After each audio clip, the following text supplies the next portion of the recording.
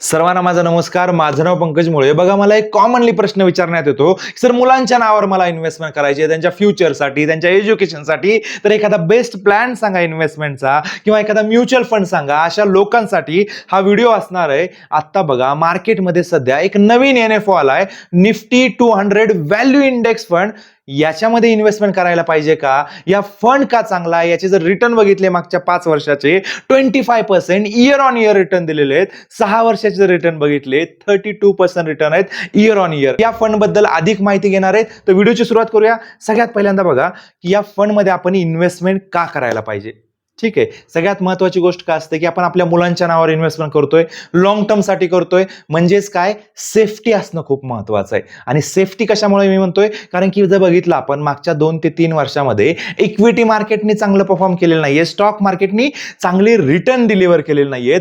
त्यामुळं आता सध्या इक्विटी मार्केटमध्ये इन्व्हेस्टमेंट करण्याची चांगली अपॉर्च्युनिटी आहे. आणि भारतातील 200 टॉपच्या ज्या कंपन्या आहेत, भारतातील सगळ्यात मोठ्या 200 कंपन्या ज्या आहेत, या 200 कंपन्यांमधील फक्त 30 कंपन्या, सिलेक्टेड कंपन्या, 30 कंपन्यांमध्ये हा NFO, हा फंड इन्व्हेस्टमेंट करणार आहे. बघा, आता ही इन्व्हेस्टमेंट कशा पद्धतीने करणार आहे की ज्या कंपनीमध्ये पोटेन्शियल आहे, ज्या कंपनीचा PE रेशो चांगला आहे, जी कंपनी एक्स्ट्रा ऑर्डिनरी परफॉर्मन्स करते, अशा कंपन्यांनाच या फंडमध्ये ऍड करणार आहेत.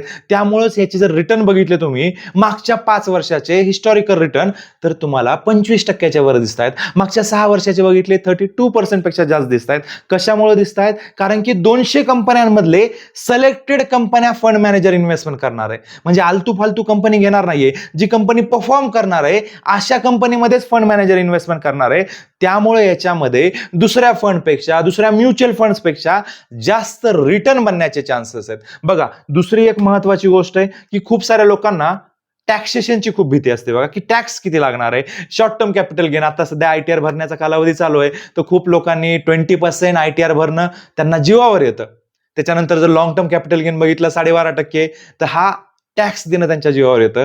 पण या NFO मध्ये तुम्हाला टॅक्स बेनिफिट मिळणार आहे, कुठल्याही प्रकारचा टॅक्स लागणार नाहीये. अजून एक महत्वाची गोष्ट आहे, बघा, म्युच्युअल फंड मध्ये आपण ज्यावेळेस इन्व्हेस्टमेंट करतो त्यावेळेस काय होतं की आपण मुलांच्या नावासाठी इन्व्हेस्टमेंट करतो किंवा त्यांच्या फ्युचरसाठी आपण इन्व्हेस्टमेंट करायला चालू करतो. पण अचानकच आपल्यामध्ये काहीतरी इमर्जन्सी येते आणि काय होतं की आपण जी SIP चालू केलेली आहे ती SIP आपण लगेच स्टॉप करतो. पण या फंड मध्ये असं नाहीये. बघा, तुम्हाला ज्यावेळेस तुम्ही इन्व्हेस्टमेंट स्टार्ट करताल त्याच्यानंतर तुम्हाला 5 वर्ष यातनं पैसे विड्रॉ करता येणार नाहीत. बघा, 5 वर्षाचं लॉकिंग असणार आहे.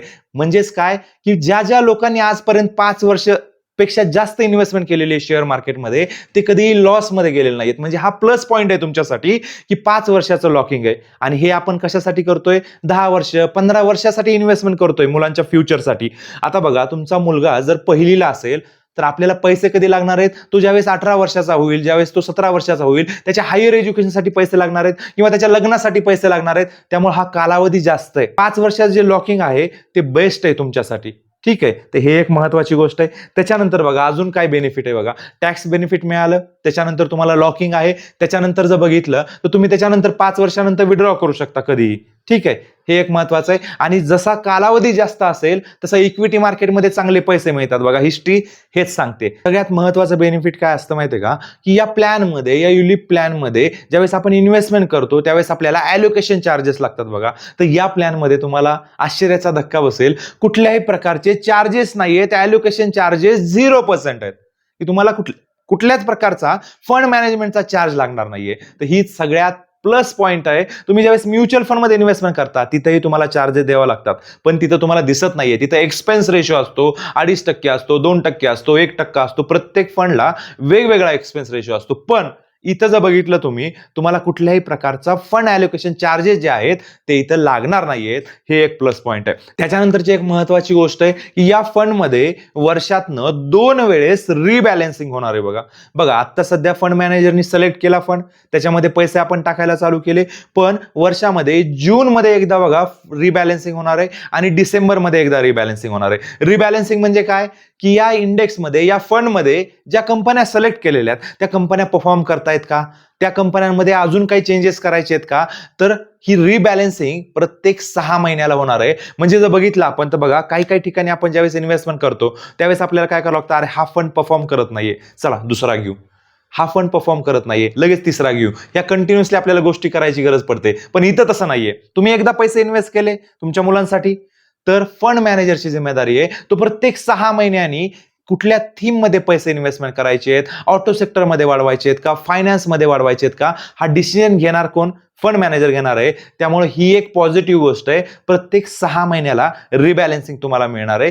फंड मध्ये चेंजेस होत राहणार आहेत. ठीक आहे. व्हिडिओच्या लास्टला एक महत्त्वाचा मुद्दा आहे बघा, आपण म्युच्युअल फंड मध्ये इन्व्हेस्टमेंट करतो आणि जर आपल्याला काही झालं म्हणजे सिक्युरिटी जे आहे, इन्शुरन्स जे आहे, या म्युच्युअल फंड मध्ये कुठल्याही प्रकारचं इन्शुरन्स नसतं. म्हणजेच काय, आपल्या नॉमिनीला जी रक्कम मिळणार आहे, जी काय फंड व्हॅल्यू असेल ती मिळते. पण इथं असं नाहीये. इथं काय आहे की तुम्हाला ऍडिशनल लाईफ इन्शुरन्स कव्हर सुद्धा मिळतंय. म्हणजेच काय, तुम्ही जर 1 लाख रुपयाचं इन्व्हेस्टमेंट करायला चालू केली दरवर्षी, तर तुम्हाला 10 लाख रुपयापेक्षा जास्त लाईफ इन्शुरन्स कव्हर मिळते बघा. आणि याच्यासाठी काही चार्जेस आहेत का? तर ठीक आहे, याच्यासाठी जे चार्जेस तुम्ही भरताय हे चार्जेस तुम्हाला 15व्या वर्षी सगळेच्या सगळे वापस मिळणार आहेत. म्हणजे जे लाईफ इन्शुरन्स कव्हर जे ऍडिशनल आहे हे तुम्हाला फ्री ऑफ कॉस्ट मध्ये मिळणार आहे. म्हणजे सगळे सर्व गुण संपन्न म्हणलं तरी चालेल या युलिप प्लॅनला. आणि ही प्लॅन जो आहे तो बजाज लाईफ इन्शुरन्स कंपनी घेऊन आलेली आहे. आणि याचे जर रिटर्न बघितले आपण, याचा जर परफॉर्मन्स बघितला, डिझाईन बघितली कशा पद्धतीने केलंय, सगळ्या गोष्टी चांगल्या आहेत आणि लॉंग टर्म मध्ये याच्यामध्ये चांगली वेल्थ क्रिएट होऊ शकते. तर ज्याही लोकांना इन्व्हेस्टमेंट स्टार्ट करायची आहे अशा लोकांनी लवकरात लवकर कॉन्टॅक्ट केला पाहिजे. कारण की या एनएफओचा डेट जो आहे तो उद्या लास्ट दिवस आहे. त्याच्यामुळं लवकरात लवकर दिलेल्या नंबरवर कॉल करा, SMS करा आणि इन्व्हेस्टमेंटची जर्नी स्टार्ट करा. ज्या लोकांना उशीर होईल अशा लोकांनाही याच्यामध्ये इन्व्हेस्टमेंट करायला चान्स आहे. फक्त जे आहे की जे आत्ता इन्व्हेस्टमेंट करतील त्या लोकांना 10 रुपयाच्या एनएव्हीनी या फंड मध्ये पहिल्यांदा इन्व्हेस्टमेंट करायला मिळेल. हे त्यांच्यासाठी प्लस पॉइंट आहे. ठीक आहे. तर अशाच नॉलेजेबल कॉन्टेंटसाठी तुमच्या मित्रपरिवाराला व्हिडिओ नक्की शेअर करा. अजून काही तुमच्या मध्ये जर डाऊट असतील, क्वेश्चन असतील तर कमेंट मध्ये विचारा. मी तुम्हाला सगळ्या प्रश्नांची उत्तरं देतो. धन्यवाद.